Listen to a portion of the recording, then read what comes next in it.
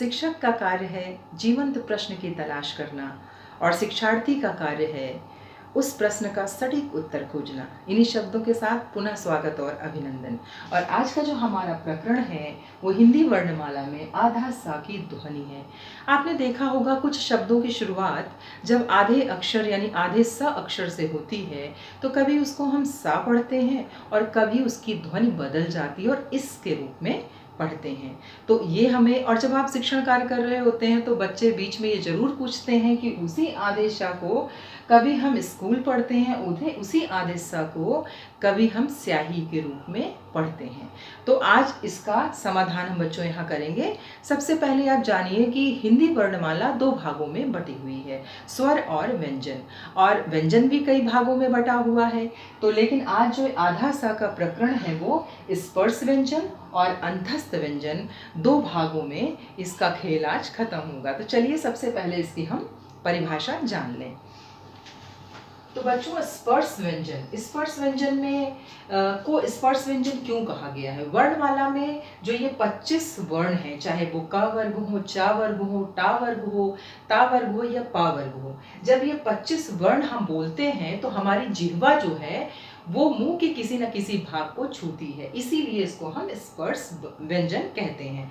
अब देखिए का खा गा घा अंगा, चा छा जा जा या, टा ठा ड ढ ता था दा धा ना, पा फा बा भा मा, ये 25 वर्ण अगर आधे सा के बाद ये 25 वर्ण कोई भी इसमें कोई भी एक वर्ण कोई भी वर्ण आए तो हम सा को यानी आधे सा को इसके रूप में पढ़ेंगे। तो देखिए क्या लिखा है कि स्पर्श व्यंजन के साथ सा को इस पढ़ा जाता है, लेकिन लिखा क्या जाता है वो सा ही लिखा जाता है। अब देखिए यहाँ लिखा है स्कूल, ठीक है। तो अब देखिए इस आधे सा के बाद क्या कौन सा वर्ड आया है? क आया है। क क्या है? वो स्पर्श व्यंजन है। आपको याद क्या करना है?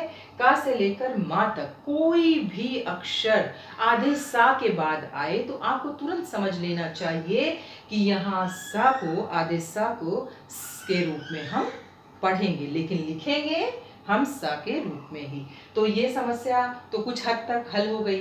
अब दूसरी चीज समझिए कि इस आदेश सा को सा कहाँ पढ़ते हैं, तो इसके लिए हमें अंतस्थ व्यंजन को जानना जरूरी। तो बच्चों अंतस्थ व्यंजन हमारी हिंदी वर्णमाला में 4 हैं, या रा ला वा। अब आपको ध्यान क्या देना है कि इस अंतस्थ व्यंजन यानी इस आधा सा के बाद कोई भी अंतस्थ व्यंजन आए यानी या रा ला व आए तो सा को सा ही पढ़ेंगे, सा को की ध्वनि नहीं चेंज करेंगे। जैसे यहाँ आप उदाहरण देखिए, स के बाद हमारा जो अंतस्थ व्यंजन या आया है तो इसको हम स्याही पढ़ेंगे, ठीक है। तो ये समझ में आया कि अंतस्थ व्यंजन कितने हैं? 4 याद कर लीजिए, या रा ला वा। और या और व ये हमारे हिंदी में इसको अर्ध स्वर बोलते हैं, लेकिन संस्कृत में य र ला व ये चारों अर्ध स्वर हैं, यानी अंतस्थ व्यंजन को अर्ध स्वर भी बोला जाता है। अब आपको ध्यान क्या देना है? केवल ये ध्यान देना है कि इस आधा सा के बाद या रा ला व कोई भी वर्ण आए तो सा को सा ही पढ़ा जाता है, लेकिन अगर इस आधे सा के बाद स्पर्श व्यंजन यानी 25 वर्ण, हमारे स्पर्श व्यंजन में जो 25 वर्ण आए तो इस आधा सा को हम इसके रूप में पढ़ते हैं। तो चलिए इसका कुछ उदाहरण जान लेते हैं। तो बच्चों इसका कुछ उदाहरण हम देख लेते हैं।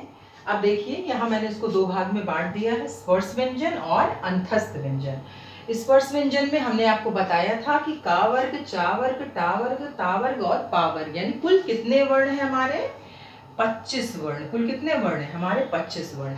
अब इस आधा सा के बाद ये 25 वर्ण कोई भी वर्ण आधे सा के बाद पढ़ता है तो हम इस आधे सा को इसके रूप में पढ़ेंगे इस और लिखेंगे हम सा के रूप में। देखिए इसको स्थाई, स्कूल, स्मृति, स्माइल, स्पंदन, और यहाँ भी हमने स्माइल एक बार लिख लिया है।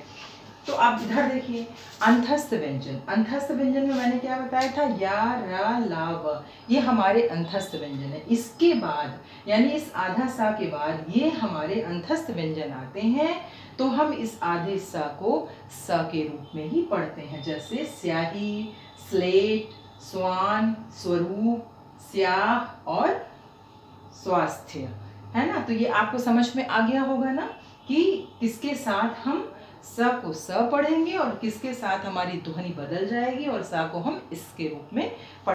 आशा करती हूँ बच्चों आपको मेरा वीडियो बहुत अच्छा लगा होगा। अगर आपको अच्छा लगा हो तो शेयर जरूर करें।